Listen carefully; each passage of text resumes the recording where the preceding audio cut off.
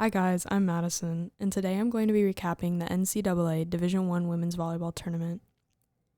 The final game for the NCAA Division I Women's Volleyball game just recently ended on December 18th, with Wisconsin being crowned as the champions, but the process to get to this point was definitely not easy. The bracket started with 64 teams who were each fighting for a chance at winning the tournament. The teams to watch were number 1 ranked Louisville Cardinals, who at this time were undefeated, number 4 ranked Wisconsin Badgers, who had been in the semifinals in 2019 but lost to the Stanford Cardinals for the championship, number 9 ranked Ohio State Buckeyes, who had recently come onto the scene for the first time in a while, number 2 ranked Texas Longhorns, who almost had an undefeated pre-tournament season, but they lost to Baylor in 4 before the tournament began, number 10 ranked Nebraska Cornhuskers, who have uncharacteristically not made it super far into the tournament for a while, unranked Mississippi State, who had made the tournament for the first time ever in program history, number 7 ranked in the 2020 National Tournament Champions, the Kentucky Wildcats, number 6, the Purdue Boilermakers, who also recently have stepped up as a team with a pre-tournament record of 15-5, and the number 3 ranked Pitt Panthers, who had seemingly out of nowhere appeared into the top rankings after not being seen as a threat the years before. 3 games of the tournament that gathered everyone's attention were Louisville versus Wisconsin, BYU versus Purdue, and Texas versus Nebraska. The starting lineup for the Cardinals consisted of number 9, senior outside hitter Claire Schaus, number 11, fifth-year senior, middle blocker Anna Stevenson, number 12, fifth-year senior Tori Dilfer, number 14, sophomore outside hitter Anna DeBeer, number 15, redshirt junior opposite Ayuko Jones, and number 25, junior middle blocker Amaya Tillman. The libero for the Cardinals was number 19, freshman Elena Scott. The starting lineup for the Badgers was number 2, senior setter Sydney Hilly, number 10, sophomore middle blocker Devin Robinson, number 14, freshman middle blocker Anna Schmerek, number 16, fifth-year senior middle blocker Dana Retke, number 21, senior outside hitter Grace Loberg, and number 22, freshman outside hitter Julia Orzel. The libero for the Badgers was redshirt senior number 1 Lauren Barnes. Anna Schmerek got it started in set 1 for the Badgers by getting a kill off of Sydney Hilly's set. Set 1 ended with Wisconsin winning 25-23. Both teams were playing really good defense and not letting anything touch the floor. Set 2 ended with Louisville winning 25-15, and in this set, Wisconsin struggled with serve and serve receive, which I think is what resulted in this big difference in points. Louisville was also hitting really efficient in this match, which gave them more time at the service line and helped them gain the amount of points that they did. Set 3 started off the same as set 1 with a kill from Wisconsin's Anna Schmerek off of the set from Sydney Hilly, and set 3 ended with Wisconsin winning 25-21. After the previous set, Wisconsin cleaned up their serve receive as well as their serving, which allowed them to get the comeback. Set 4 started off similar to Set 2 with an attack error from Anna Schmerek and resulted in a point for the Cardinals. Set 4 ended with Louisville winning 25-23. As expected, this game was going into a tie-breaking 5th set, with neither set of fans knowing who was going to come out as the winner. The 5th set only goes to 15 points, so each team knows that they need to build a lead early. Set 5 starts with a kill from Wisconsin's Devin Robinson. The 5th set was really back and forth, with both teams knowing that if they lost this game, their season would be over, which added a whole other element of effort that a regular in-season game wouldn't have. In the end, Wisconsin won 15-9 and punched their ticket to the quarterfinals in Columbus, Ohio. Louisville succeeded in their defense, but their offense struggled against Wisconsin's Dana Retke and Anna Schmerek block of 6'8" and 6'9". The second match on everybody's radar was the BYU Cougars and the Purdue Boilermakers game. The starters for BYU were number 2 senior middle blocker Heather Netting, number 4 fifth-year senior opposite Kenzie Kober, number 7 senior setter Whitney Bauer, number 10 junior outside hitter Erin Livingston, number 24 fifth-year senior middle blocker Kennedy Eschenberg, and number 25 fifth-year senior libero Gretchen Reinhardt.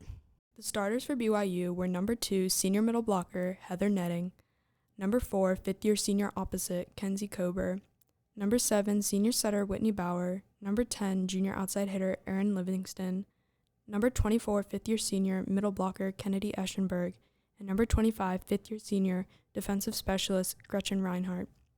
The libero for the Cougars was number 18, junior Maddie Allen. The starters for Purdue were number 20, senior outside hitter Grace Cleveland, number 4, fifth-year senior outside hitter Caitlin Newton, number 18, senior middle blocker Jael Johnson, number 10, senior defensive specialist, number 2, redshirt senior setter Haley Bush, and number 7, freshman middle blocker Raven Collin. The libero for the Boilermakers was number 19, fifth-year senior Jenna Otek. In this thrilling and back-and-forth 5-set match, Purdue captured the first set 25-12, but BYU took the second set 25-16. The sets following these were ones with incredible plays and maximum amount of effort. Fans of both sides thought that BYU had the upper-hand in taking the match, leading 2-1, but in the fourth, Purdue won it 25-13, and this forced a fifth set to be played. In the fifth set, the score was constantly back and forth until BYU built a 14-10 lead, which meant that they only needed one more point to finish out the match.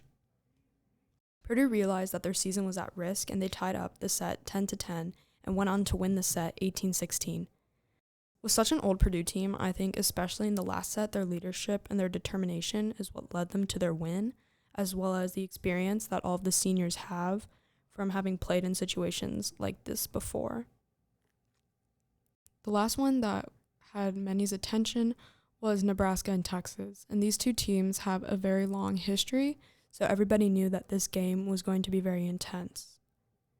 The starters for the Cornhuskers were number 1, senior setter Nicklin Hames, number 3, senior middle blocker Kayla Caffey, number 10, junior outside hitter Maddie Kubik, number 14, freshman outside hitter Allie Batenhorst, number 22, freshman opposite Lindsay Krause, and number 26, sixth-year senior middle blocker Lauren Stivrins.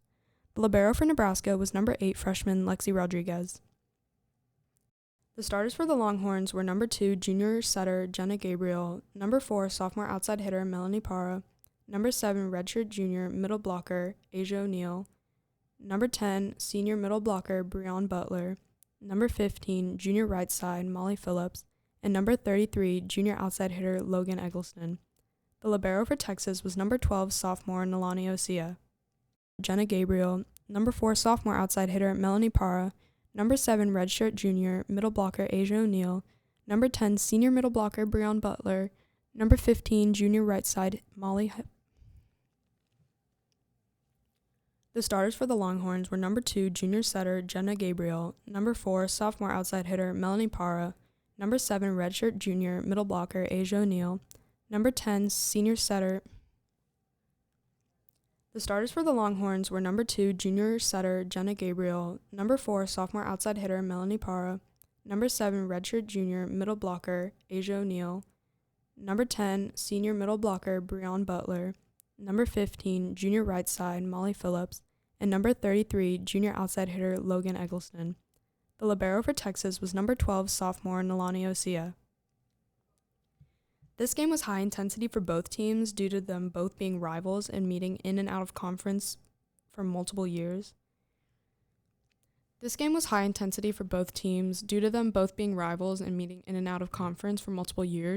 Both teams have beaten and lost to each other before, so This game was high intensity for both teams due to them both being rivals and meeting in and out of conference for multiple years. Both teams have beaten and lost to each other before, with Texas beating Nebraska in the tournament last year. The match started with Nebraska taking the first set 25-13, Texas losing the second set 25-23, but just when Nebraska fans thought that the Huskers had just swept their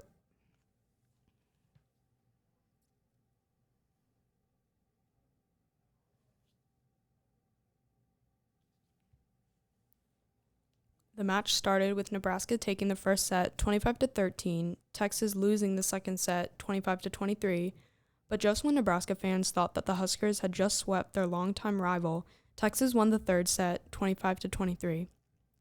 Both teams were fighting for the win over each other, knowing that this win resulted in a ticket to Columbus, and for Nebraska, a win in Texas's home gym, and for Texas, a big win in their home gym. The fourth set ended with the Cornhuskers winning 25-21. This game was really fun to watch live. I remember not having any idea who would win because both teams were putting all of their effort into this game and making really good shots. The final match was between the number 4 ranked Wisconsin Badgers and the number 10 ranked Nebraska Cornhuskers. Both of these teams were familiar with being in this championship environment. The game drew in 1.19 million viewers, which made it the most viewed game ever for women's volleyball on any ESPN network. This was up 71% from the past spring season and up 119% from the 2019 championship. The starting lineup for the Badgers was number 2 senior setter Sydney Hilly, number 10 sophomore middle blocker Devin Robinson, number 14 freshman middle blocker Anna Smrek, number 16 fifth-year senior middle blocker Dana Retke, number 21 senior outside hitter Grace Loberg, and number 22 freshman outside hitter Julia Orzel. The libero for the Badgers was redshirt senior number 1 Lauren Barnes. The starters for the Cornhuskers were number 1 senior setter Nicklin Hames, number 3 senior middle blocker Kayla Caffey, number 10 junior outside hitter Maddie Kubik, number 14 freshman outside hitter Allie Batenhorst, number 22 freshman opposite Lindsay Krause, and number 26 sixth-year senior middle blocker Lauren Stiverins.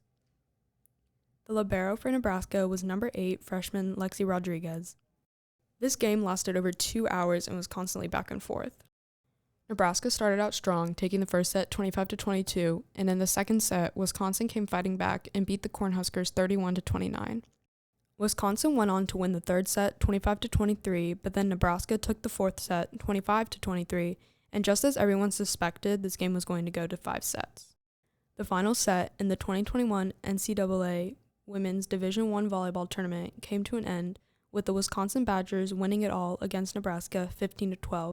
In the post-game interview, fifth-year senior Dana Retke expressed her gratitude to the Badger program as well as her teammates and her coach.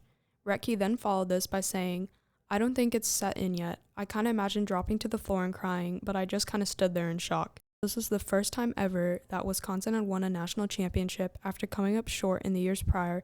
This year's tournament was filled with a lot of different talent that I really enjoyed watching. It was fun seeing my favorite players play in this environment again, and it was also fun discovering new players that I had never noticed before, and I definitely will continue to watch.